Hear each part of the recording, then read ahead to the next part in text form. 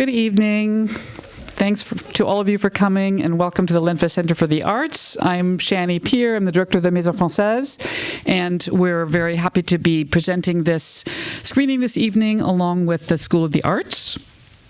And the film that we're screening tonight is Atlantique, or Atlantics in English. It was directed by Diouf, and it is her first feature-length film. It builds on an already well-established career as a film director of a number of shorts and medium-length features, which have all been screened in important festivals and institutions around the world. The film we're seeing tonight won the Grand Prix at the Cannes Film Festival last year, 6 months ago. And this is only the second time that it's being screened in New York City. The first time was at the New York Film Festival, so this is a real privilege. It has been recently released in Paris and in France and in Dakar, and will be released on Netflix in the United States after November 15th. We would like to thank the Netflix team and MK2 International Sales and Ad Vitam Distribution, as well as giving a big thanks to Nora Philippe for helping us organize this screening. I should add that we very much wanted the director, Diouf, to be here with us this evening, and she would very much have wanted to be here as well. But Netflix is having her go to LA, where she's doing a lot of meetings for the Oscars, because this film is being entered as the Senegalese entry into the race for the Oscars in 2020. So she did record a greeting for us that we'll be seeing in just a few minutes before we see the film. I also want to thank the School of the Arts, Carol Becker, and Gavin Browning and Marcia Forres and their whole team for hosting and co-presenting this film with us this evening, which is also a featured event in the Year of Water here at Columbia that was initiated by my friend Carol. And even though we don't have Diouf here with us this evening, we're very honored to have two wonderful Columbia colleagues, Souleymane Bachir Diagne and Mamadou Diouf, who are both of Senegalese origin and know very well Senegalese film and literature, so they will be joining me for a discussion about the film afterwards. But first, just a little bit more background about Diouf. She has, as I said, directed already several short and medium-length films. She attended the art and film school Le Fresnoy and has also pursued an acting career that started with her role in the stellar 35 Roms by Claire Denis. Her previous films were, the first one was Atlantique, a short film made in 2009 that served as the basis, the inspiration for the feature length we're seeing this evening. Snow Cannon in 2011, Big in Vietnam in 2012, A Thousand Suns in 2013, and Liberian Boy in 2015. Her, as I said, her initial idea for Atlantique was from her previous film of the same name, her previous short, and she spent a long period of time writing, doing research, casting, and doing location scouting in Dakar. Almost all of the actors in the film this evening are non-professional actors, so she went through a very long process of looking for people to cast in these different roles, and mostly cast people whose lives are very similar to the lives they're portraying on the screen. Diouf was born of a French mother and a Senegalese father, who's a very famous musician named Wassis Diop. She was raised in Paris by her mother and spent time in Senegal growing up. And she's explained that she spent her entire life trying to figure out how to reconnect with a country and a city and a language that she wished she knew better. Senegal, Dakar, and Wolof, the world also of her famous uncle, who was the filmmaker Djibril Diop Mambéty. No doubt the selection of Atlantics as a Senegalese entry to the Oscars came as a meaningful reward in this quest. But just as interestingly, Atlantics is also changes the game of the representation of African migration to Europe. This subject is usually treated through a documentary approach, or with a kind of tragic tone in European film, whereas Diop innovates by using a very fantastical approach and presenting a poetic point of view. So we're going to see a greeting that she recorded for us earlier today, and then we'll see Atlantics. I wish you a happy screening. It's always amazing how many people are involved in making a film, isn't it? Yeah. Okay, we wanted to respect the full credits. So here we are. I'm Shani Pierre, director of the Maison Française, and I'm here with my two colleagues, Mamadou Diouf and Souleiman Bachir Diagne. Mamadou is a historian, and he is also this year the director of Misas, a Middle Eastern, South Asia, and African Studies program. And Souleiman Bachir Diagne is a professor in the departments of French and philosophy, trained as a philosopher. And this year, he's also the director of the Institute of African Studies. So thank you for joining us. I just want to start with a really broad opening question. Mamadou has seen the film once, Bachir, even though we tried valiantly to get you to be able to see a preview. It didn't work out. So you're seeing it now for the first time. So since you have the freshest perspective, maybe I'll just ask you what strikes you about this film, what you noticed, what you find most interesting about it, as a broad opening question. First of all, I'm very, very happy that Mati asked us to be part of this conversation, and I was very moved by her thanks to Mamadou and myself, and both of us. I didn't know Mati before a few days ago when we met in Dakar, because a few days ago I was in Dakar for something called Les Ateliers de la Pensée, and she was there. This is when she found out actually that we were showing the film today, and it came as a surprise to her. So I told her, yes, we are seeing your movie on November 12th, and she found out that about it afterwards, talking to Nora, Philippe. I knew, of course, her father. I know her father, and I knew her uncle as well. They are not part of this, so it's just she's her own woman, obviously.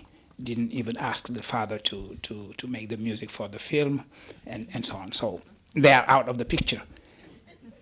But what I knew about the movie, I knew that it was very, very much about these people coming back to life and so on and so forth. My assumption before seeing it was that she would construct something around traditional African cosmogonies that would explain why these dead people would be coming back, etc. And I just found out that that is not the case. I believe, and this is the impression that I had, that the movie is really about movies. She's quoting movies. She's making her movie from movies. So these people coming back are very much about these zombie movies that we know about. And even the final love scene is very much like the movie Ghost. So it's really about movies and nothing having to do with any kind of mysterious African conception of dead people coming back and so on and so forth, which would be probably very much tempting for many people who watch this movie to say, well, of course they are going to have these dead people coming back because that is what they believe over there in Africa. That's not true. I mean, it's a very modern way of reconstructing this return of the loved one and so on. So that was really I was struck by that when I watched the whole movie. Mamadou, same question for you. What were you most struck by when you first saw the film? The first time I saw the movie a few days ago, it's two things actually were for me indication of, first, as Bachir say, she is really a movie director, and this is a story about movies. If you know Senegalese filmmakers, you have all these references to Djibril Diop Mambéty, all these references to Sembène, and ways in which one is a kind of very realistic movie director, Sembène, and the other is a kind of very imaginative and poetic movie director. And I think her way of constructing these multiple histories, these multiple stories, because she's mixing history on one hand. This is a clear sequence in Senegalese politics, is the presidency of Wade, a moment where the city is being rebuilt, and it's why you have this, the image of the tower. The tower has never existed. But what is interesting is at the place of the tower, which was a project of Wade and Muammar Gaddafi, Wade has built a monument, the monuments of Renaissance. And you have a reference with the light on top. And I think it's what is interesting in her ways of visually narrating things is taking these images. And, when I finished looking, I said, this movie is about the power of the waves. It's about the sea has a graveyard, but the sea also has a place of immense potentiality, a sea of love, but also a sea of knowledge when she is learning. And the interesting aspect for me is the way she subverts the space of the nightclub. The nightclub has always played a critical role in Mambetti's cinema, but she turns it upside down and make it, which is very Semben, making the space where women are not only rethinking the real, and this is the night, but it's also a space where women, because they have gone, if you want, beyond the border of the, quote unquote, Lebu Wolof culture, they are able to change the world. And the end of the movie is about Ada even subverting her name, because Ada is tradition in Wolof. But Ada is also Adam. So the shock between those two traditions are the shocks where the revolutionary actors are these women we never know if they are prostitute or not.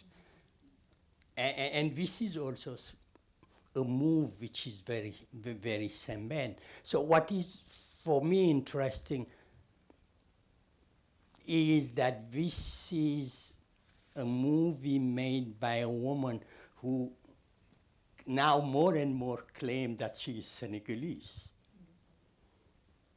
When the movie was released, it was a movie of a Franco-Senegalese filmmaker.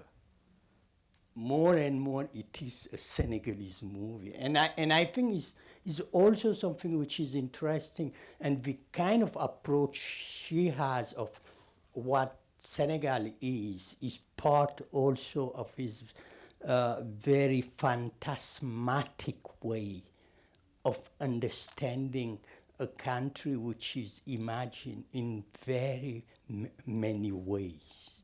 And what she's capturing is this multiple imagination of landscapes, but landscape constructed around the sea has actually the axis base on which you see. And I was very moved by that because I am from the same ethnic group of his father. I can understand the kind of discussion you have in this about spirit. But I was also fascinated by this only woman who is not possessed, who owns the bar, who smokes and resists everything. Yeah, mind. Can you tell us a little bit more about the Lebu and the relationship to the ocean and water in particular? Yeah, the Lebu are a group which is in between the Serer and the Wolof. It's a small group. They are both peasant and fishermen. And the sea plays, if you want, a kind of both, two roles actually. Is a space of production, but it's also the space where the spirit lives. And if you have followed these different women and the way in which actually they are possessed back by their boyfriend, is also a discussion about, if you want, the kind of social structure of the world of the spirit. They live with the people, but at the same time, they need to be domesticated. Spirit you can deal with are spirit who are domesticated. You can find them in the social landscape. But you have wild spirits also. They are the spirits of the sea. Is why, you know, when Souleymane is narrating what has happened, is mostly about the absence of knowledge. They should not go to sea because they don't have the knowledge. And this is also another very interesting contrast, because again, women are the ones who are back to actually rethinking what has happened. They are able to imagine it because they are the ones who actually are the holders of the knowledge necessary to go to sea. And if you remember what Souleymane regret the most, he did not say goodbye to Ada. And this is what actually somehow condemned them. Bachir, do you have anything to respond to all of these Important points? because it's about unfinished business. He did not say goodbye. Obviously, he wanted, because he had already planned to leave, so he knew that they would not meet at night as she planned. And this guy who interrupted them interrupted the way in which he was going to say goodbye. They were going to make love. And so there is that unfinished business. The other unfinished business is that being dead at the sea, they need to be buried. I mean, the movie will end when the unfinished business of their wages is settled, and if they are also buried. So just asking the developer to dig their tomb would be the end of, they are not going to come back. So the case is closed, as the inspector says. It's closed in all respects. It is interesting because the spirit of the sea in Senegal is a woman, Mam Kumba Bang. Yeah. Actually, all the spirits of seas are women in Senegal. In Saint-Louis also. She's a Mam Kumba Lambai. It's only Lugdaur. Where is Lugdaur? Dakar is still Lugdaur. The only man's spirit would be Lugdaur. But Mati said in an interview that the movie is really about the ocean, and that the ocean is a kind of character in the movie. She films it and she uses all techniques to make it alive. We can see that the ocean is alive. And this is very important because if you look at the map, Senegal is the westernmost country on the African continent. And Senegal is really this face of Africa in the Atlantic, facing the new world. That is why this Maison des Esclaves that you have in Gorée, the slave place, the slave castle in Gorée, is called the door of no return, because this is the last point on the African continent before you leave.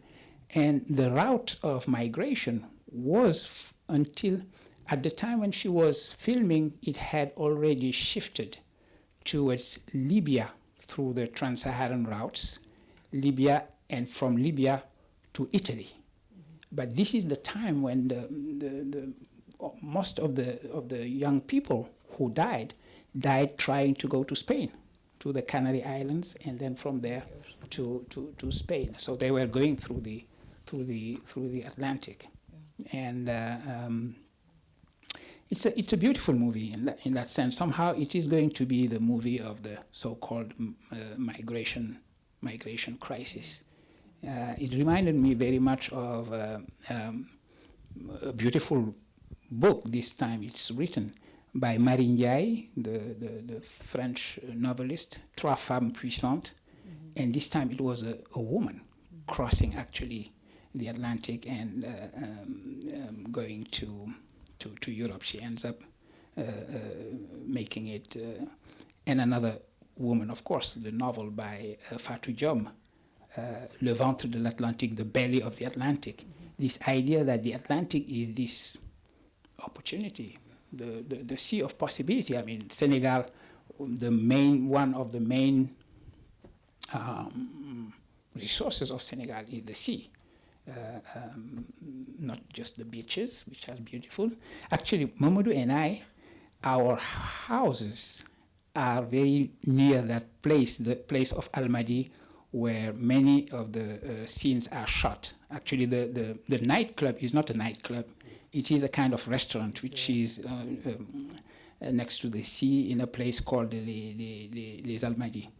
And we both have homes because we are neighbors also in Dakar. Our homes are there in that vicinity. But what I wanted to say is precisely that the importance of the ocean for Senegal. Senegal is really the child of the Atlantic Ocean, and it is beautifully expressed. Yeah, by this beautifully movie. shot. And I heard her at the New York Film Festival talking about the ocean as a character in this film, and that it has a kind of magical, mysterious, enchanting quality, that it seems to be pulling the young men in particular towards the ocean. I mean, their destination is to arrive in Europe, but what they're looking at and seeing and tempted by is this body of water, this ocean. So, do you see this as a Senegalese film, and if so, in what way? I mean, Mati Diop grew up in France. I believe she doesn't actually speak Wolof, but she has been shooting films in Wolof for several years now. And do you think that it's part of a Senegalese film tradition? And if so, you spoke a little bit about this. But if so, I think it's definitely part of a Senegalese movie tradition. You see really the references. I talked about the space of the nightclub. I talked about even the way in which she's shooting this city, which is being built. Again, Djibril Diop Mambeti had shown in the 70s a movie Contrast City, which is a description of Dakar from above, to show actually, if you want, this very, very different neighborhood. She does it, moving she moves from the space of the tower, which is Almadi, to the popular space where these young people are living. So this makes, but also, when the reincarnation of the boys in the woman coming to Ndiaye's house to actually claim the money, it's quite also obvious that it's a reference to a Sembène movie, Hala, which you have the same scene of a man who is forced in order to recover because he became important to pay back what he has done to this blind and even these blind characters are also part of Sem. It's what makes this movie, if you want, a Senegal, but it's also a kind of African movie. It's about the different imagination of Africa and how different groups are imagining it. And it's reminded me with, another movie of Djibril Diop, which is Tuki Buki, where you have the same couple. but the woman will leave, the man will stay behind. And it's a way of discussing migration which is very different from the way she described. And as Bachir was saying, the route of migration was the Western Mediterranean. That now it's the Central Mediterranean. It has shifted and changed. And this actually is another way of discussing migration at a different moment. In the first period, the sea is actually a space for opportunity. And one of the Senegalese rap group, PBS, had a kind of song which translate that, say that Paris, London, and New York are suburbs of Dakar. So this is what is close now with this new sequence, which is very different from the old. And I think what Mamadou shows us, which is probably a view of migration not from within, but a reading of the different movement, but from a knowledge of both the history and the actuality. Thank you. Bachir, is this a Senegalese film? I think so. It is a film about Dakar. It's very much about Dakar right now, and the way you see, if you have seen many, you have buildings everywhere. Dakar is growing very, very fast. And this is the case. Mamadou is right saying that it is an African movie in that sense. It is a movie also about African cities in general. We have to think that Africa has for a long time been associated with village life, natural life. This is not true anymore. You have huge cities growing very fast in all of Africa. And it is interesting that the two main movies produced by Senegalese people recently are all about big cities. Alain Gomis, who was also selected by Senegal to be presented for the Oscar, and he missed it by this. Now, hopefully, we'll make it for Mati's movie. But Alain Gomis also was a movie about the city of Kinshasa.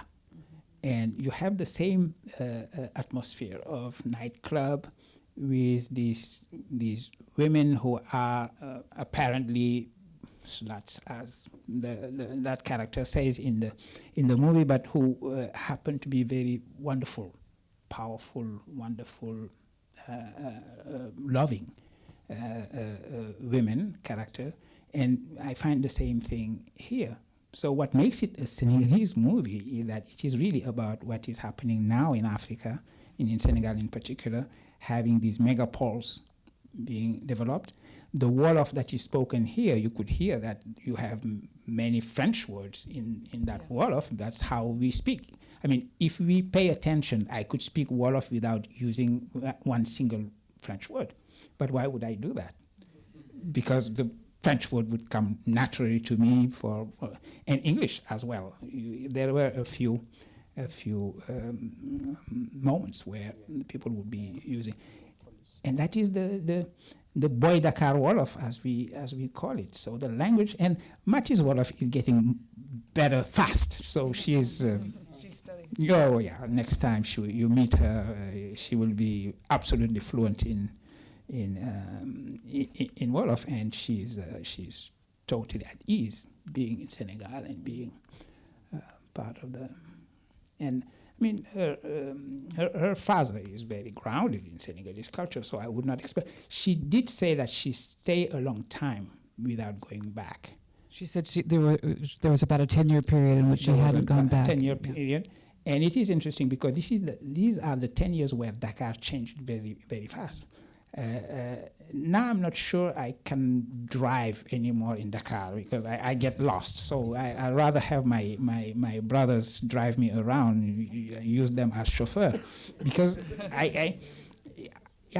it's just changing very, very, very fast. So it is interesting that she was struck by that. And although she shot her movie, I recognize, so there is Almadi, Charoy, Ngor also. Gannaaw Raay. Yeah. Yeah. It was the building that's looming in the distance. It's an imaginary building. Is that as far as you could tell? Is that the only addition, and the rest was scenes shot in Dakar and showing what the city really looks like in different aspects of the city? It's the only addition. Yeah. And you talked a little bit about how you viewed that building. Do you have, Bachir, additional thoughts about what that building means to you in the movie? Now that you say it, I believe, it is probably a reference to Wad's statue, because we have this big statue now on, Dakar is, Senegal is a flat country. Under sea level. Under the sea level. So we are under the threat of climate change. So we take climate change very seriously. And you only have two tiny hills in Dakar that are called les Mamelles. And Wad has decided, President Wad had at one point decided to just put on top of one of the Mamelles this huge statue of a muscular man, supposed to be African. It is a kind of Korean representation of what an African looks like, because it is actually very Stalinist art, and North Koreans are the one who built this. So this muscular man is holding a half-naked African woman, I guess, who is holding hair floating, holding a child, and he's pointing his finger towards the new word. Watch out, New York. Here we go. So It's the African version of the Liberty statue. Yeah. I think it is a little higher. No, it's higher. It's Yes, Wad made sure that it was 1 meter higher than your Statue of Liberty. So Dame Liberty is kind of But yes, once the first time you see the image, and you know it is Dakar, you think, is that the Renaissance, the Statue de la Renaissance, as it is called, and then you realize it is not, but probably she did it on purpose, also. Yeah. What about you spoke a little bit earlier about the different kinds of realities that are present in the film. There's not a clear distinction between what's real, what's describing social reality, and what's imaginary. And there's much more of a blend and different levels that exist at the same time. Can you say a little bit more about that? I think probably is what makes the movie a Lebu movie. But by moving back and forth, because it's really about moving back and forth. If you look at the movie, what is happening during the day is very different from what is happening during the night. But it's also about, when again, you can see the way she's seeing through the eyes of Jor. Jor is the owner of the bar, has Bachir was saying, very rational. But at the same time also, it's a kind of negation of what is rationality. You cannot understand what is going on if you are rational, because it's about understanding the real beyond what you see. It's about what you sense. It's about feeling, and it's also about movement. And how do you interpret the movement becomes something which is very important. And I think it's what makes the policeman so interesting, because he's in and out of the real. And by being in and out of the real, he can actually tell us what is happening. He's trying to investigate and understand, but he's taken into actually the movement of the waves. And it's again about the waves, it's about feeling. It's why when he's sweating that he's really himself.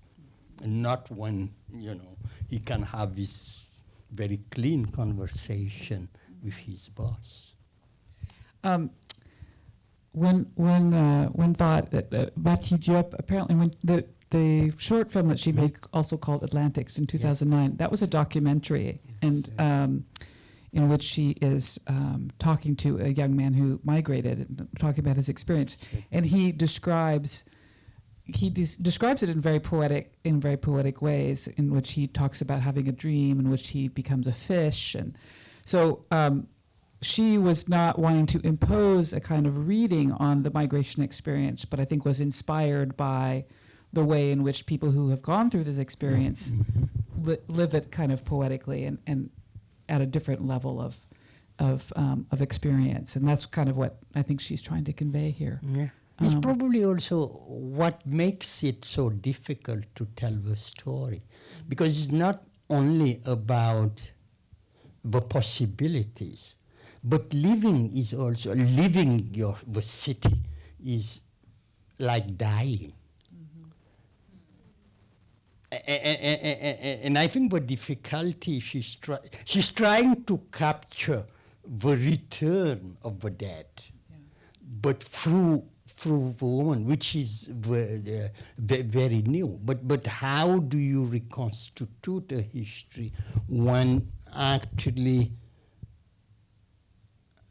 you are dying, you are disappearing? And the idea of disappearing in migration, in her first movie, is basically about that, because it was this period where young Senegalese were saying, Barcelona or Barça, which is that I'm going to go to Spain or I prefer to die. This is also something which is very powerful.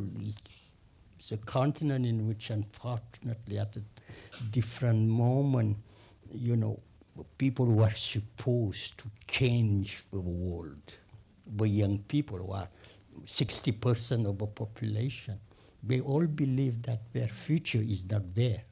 They have to leave the place. So I think she's telling a story to try to return it, is why they are buried back.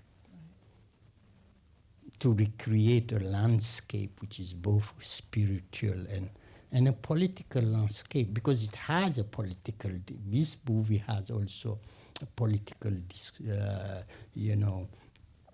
dimension against, in particular, against corruption. Right.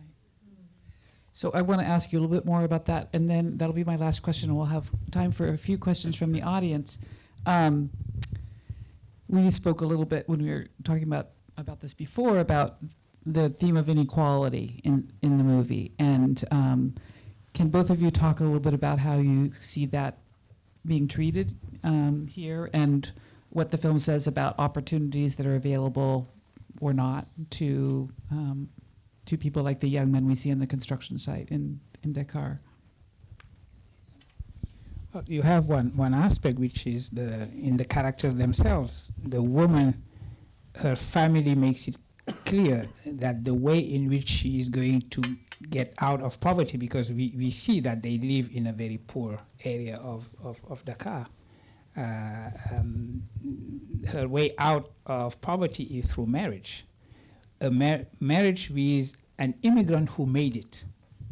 Omar, we don't know exactly, but he lives in Italy. He's already there, and he seems to be a very rich man who will marry this woman, come back for vacation 3 months in Dakar, and then go back to Italy to his life there. And for Souleymane, immigration, because he works, but he's exploited, not being paid for 3 months, and the only solution for him is to leave. So this idea that you have this corrupt new bourgeoisie of developers represented by this guy who can pay and is just taking advantage of these workers, not paying them for 4 months, is an aspect of it. You have also now the geographical aspect of the two cities. You know, colonial cities were usually divided between the French city, new city. In the case of Dakar, everything around the harbor, le plateau as it is called, and then you had the poor part of Dakar, La Medina, using, interestingly, the Arabic word for city would be the indigenous city, and then the French word la ville. So in Senegal, when you say, in Dakar, when you say je vais en ville, that means you go towards the plateau where all the high-rise buildings are. I know people who are building right now a skyscraper. So it's going to be the next phase of having all these. The skyline of Dakar is going to change very, very rapidly. But that distinction between the two cities, the city where you have this cart, you remember we have seen a cart.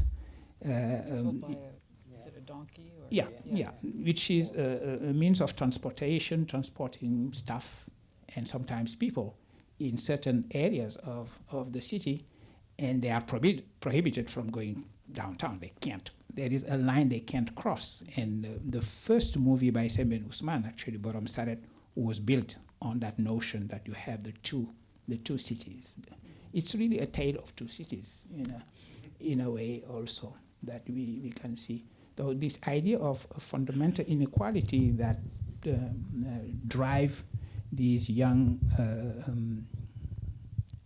people to decide that it's going to be Barça or Barzak. Yeah, Barça being Barcelona, everybody who follows soccer. Football, as we say in civilized places, would know that Barça is Barcelona, and Barzak is the Arabic word for not hell, not paradise, but in between. Yeah. So the purgatory. So it's going to be, I'll make it to Barcelona, or go to hell, which is terrible. For many, many different reasons. First of all, these kids are drowning, first of all. And then you try to imagine this level of despair if it turns into terrorism. It's going to be, because they are afraid of nothing. Someone who is afraid of nothing becomes a very dangerous person.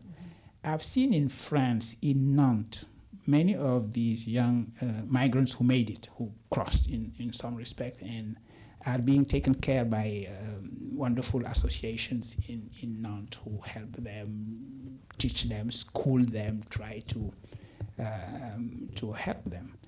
And you just see them very, very young. These most of them are younger than my older son.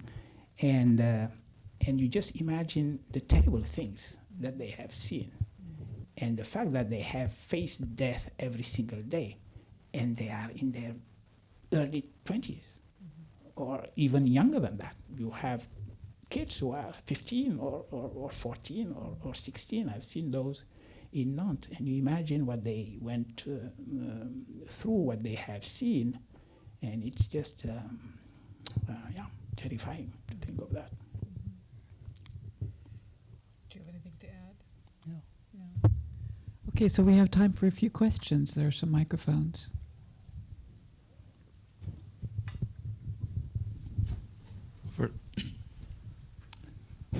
Thank you. So first of all, thank you very much for the explanations that you gave about Dakar and the movie. I felt the movie itself was more universal than just African. I come from Egypt, so I come from the African continent as well, and I could see part of that in Egypt. But also, I felt it's universal. The migrations happen from all continents for people that want to go to a better place and have a better life. But I didn't hear anything about the women in the movie, Ada, and the treatment of women in particularly throughout the African continent, and as well as many other places in the world. In particular, the scene when she was going to check her virginity was only man in the room as the doctor, I felt that that was a frightening scene. So there is much more depth, and I think there was a lot of symbolism in the spirit of the young men that died in the sea, that the spirit coming back as women, because in Africa, in Egypt, and a lot of other countries, just came back from Far East, women take care of a lot of business for the men. And I felt that that is a major symbolism of these women are going to take revenge, going to take the right of those dead men back as it should be. So I don't know, what is your observation on that? I think when we are saying that it's an African movie, it's an African movie which is intervening in a space which is a space of globalization. It's a way of engaging with this, many of the question we are dealing with, but from a perspective which is African, but at the same time also from a movie director who has been trained, like both of us, in a space which is Western. But because for one thing, I don't think that in Senegal, the idea of a test of virginity, this is the first time I heard it. Yeah, it is for the movie. This is the first time I heard it, first. Second, even if it existed, it will be performed by women, because it's a country where you have those doctors.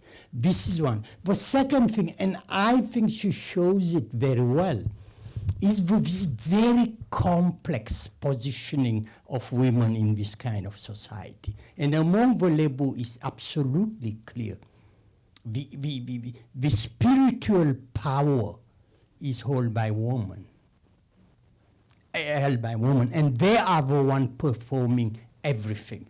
She doesn't see. What she shows is the Muslim cleric who is trying to perform Mariama. But this is a society in which, a community in which the spiritual, the kind of intervention to cure are performed by women. And the few men who are part of it are forced to actually wear female dresses and act like women in order to show that they have a spirituality. The third thing which is important is why I was connecting her in particular to Senegal, is the idea that women are the only actors in a position to change Africa and to radically change it. And Senegal pushed it much further by saying that because, quote unquote, prostitutes are radically outside the society, they are the most powerful revolutionary forces in African societies. Just to add about the test of virginity, it is obviously very important it's a culture where being a virgin was and probably still is important, but there are ways around these things. But the idea of going to a hospital and asking a doctor to test that is impossible. I mean, it would be illegal. You can't just go to a hospital and ask a doctor, test this. But for a long time, gynecologists were mainly men. All medical positions were mainly occupied by men. This is not the case anymore. But until very recently, the most famous gynecologists that I knew of in Senegal were men. Gorgui Diaw was very famous.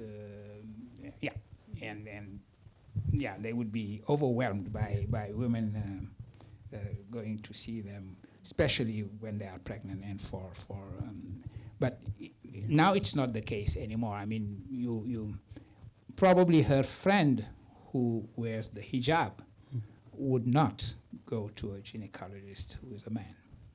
She would have the choice now. Yeah. Yeah, and I think what Bachir say is also true. People have always negotiated that. Everybody knew how you do that. Yeah, you know, and you know, it was not basically a big issue. People will go around and find a kind of public solution.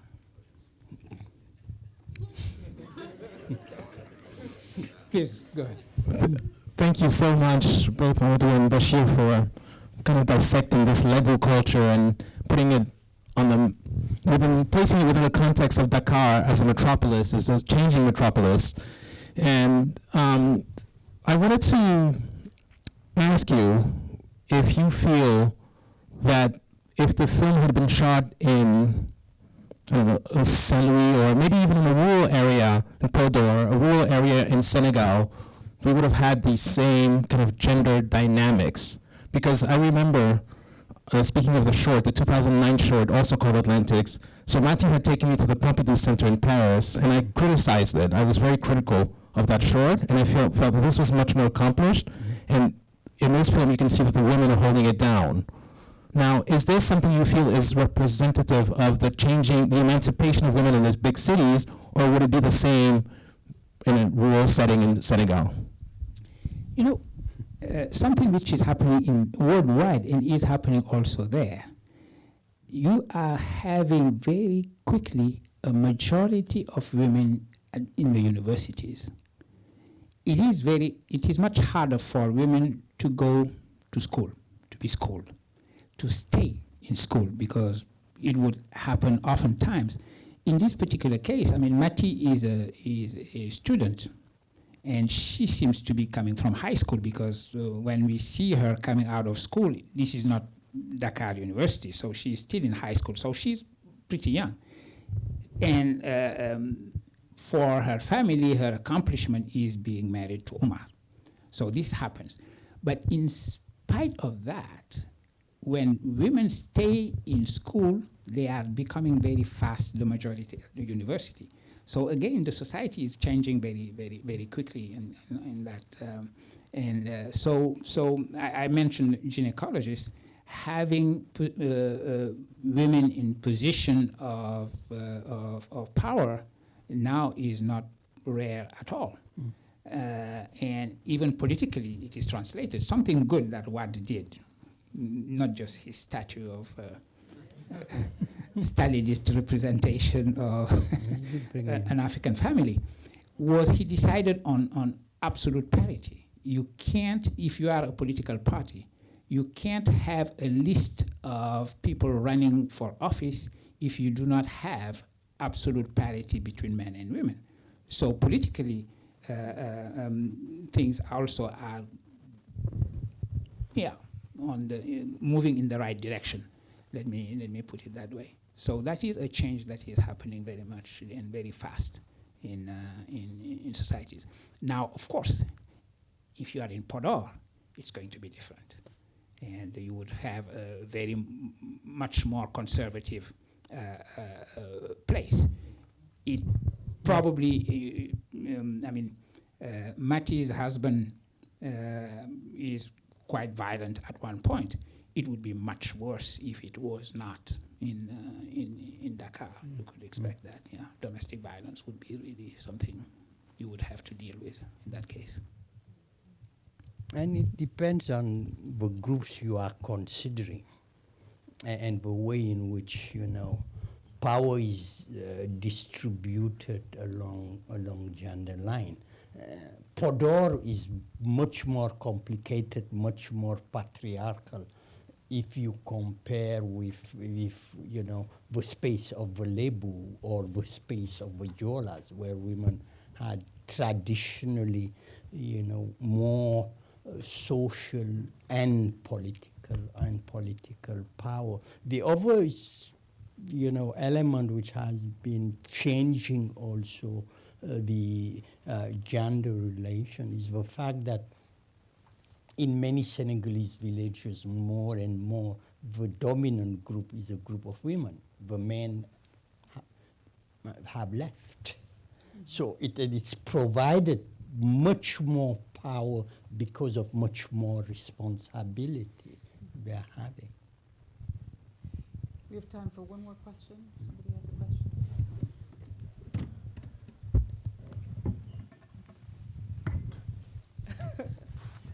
Hello, everyone. I wanted to hear you both talk more about this idea of leaving home as death and what that means, like if immigration is a sort of death. And I think all of us are a result of immigration, you know, that everyone who's alive today has been touched by that transatlantic trade. And in this new Atlantic, you know, these more recent Atlantic waves. And even, I mean, my mom is Haitian, so when she talks about leaving home, she's like, there's so much you don't know that you have to leave behind. And so much, there is a grieving and a mourning that is necessary if you were meant to survive this journey. So what do you think this film is adding to that conversation about the death that comes with immigration, the physical death and also the metaphysical death? It's a big one. It's a big one. About the you know, what you say about dying, trying to go there, reminded me of an aspect of the movie, the cell phone. You know, you have to imagine that one who decides to live in this movie, Souleymane doesn't say goodbye to Ada. There is no way he would not say goodbye to his mother. The mothers are always involved. Actually, one would not dare do something without having the blessing of your mother. And the terrible aspect of this kind of immigration also is once the mother has given her blessing to her son, she just hopes that the cell phone at one point will ring with the son saying, I made it. Or you won't hear anything. And not hearing anything is the terrible thing. In this case, at least someone came and said that the boat actually disappeared in the sea and there were witnesses, so it is known that they are dead. Imagine not knowing. If you are so the man who lives, the young man who lives, could not say anything to their father, their girlfriend, anybody, but the mother would be always involved because there is this deep belief, reinforced by Islam, by the way, that the only true blessing you can have would be the blessing of your mother. Father is fine, but get the mother. And this is based on a very strong Islamic tradition that says that the Prophet was asked, "What should I do to please God?" And you say, "Do what you can for your mother." And he say, and after that, he say, "Your mother." And you say, "Well, then after that, your mother." And after that, your father. Okay, father came last. So you need to have the blessing of your mother. If you do, go.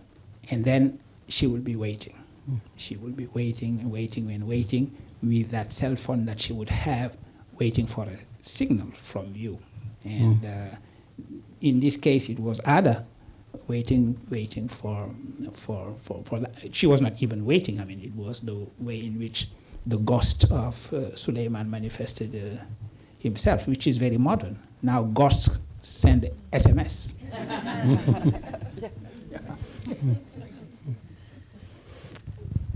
I think you are also right. It's about, because these are coastal communities, and it's about a history which has something to do with slavery, which could be equated to also going to an expedition to go to fish, and when you don't return, you know, you, quote unquote, is what they say, you disappeared.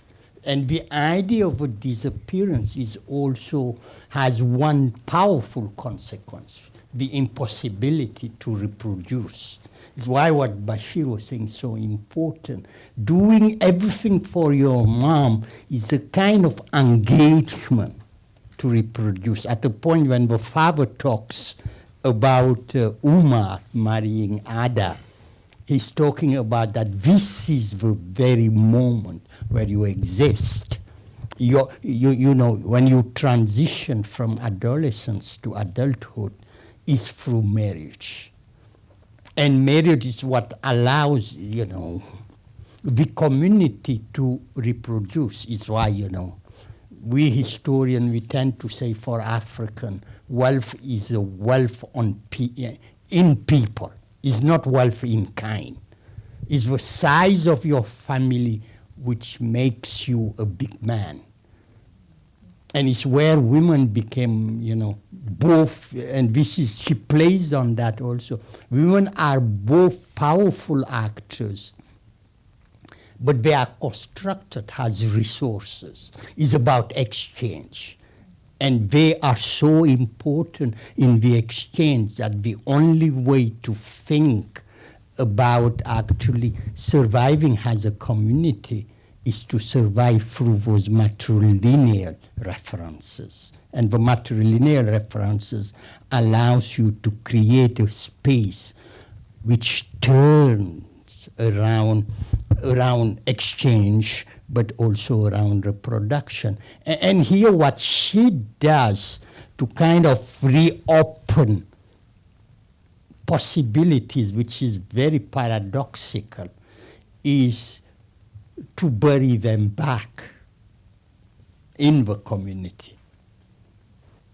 Death becomes a moment which help rethink a future, which is now a future which is radically different from the present. Is why the tower is buried, is why Ndiaye is forced to work really instead of making money, doing nothing.